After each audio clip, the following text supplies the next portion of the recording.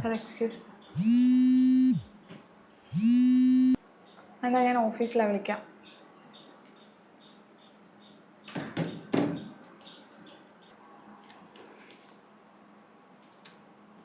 ശ്രുതി okay അല്ലേ? ഓക്കെയാണ് sir, കുഴപ്പമൊന്നുമില്ല. ഹസ്ബൻഡായിട്ട് എന്തെങ്കിലും ഇഷ്യൂസ് ഉണ്ടോ? ഏയ് അങ്ങനൊന്നുമില്ല.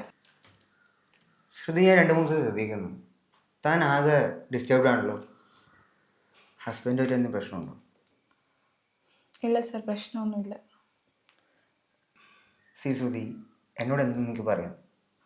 സാർ പ്രശ്നമല്ല, അവൻ ഒന്നിനും ഓക്കെ അല്ല. എന്ത് പറഞ്ഞാലും ഒരു നോ പറയും. എന്നിട്ട് അതിന് അവൻ്റേതായ കുറേ ന്യായങ്ങളും ഉണ്ട്. എനിക്ക് തോന്നിയിട്ടുണ്ട് പുള്ളി ഇച്ചിരി ടോക്സിക് ആണ്.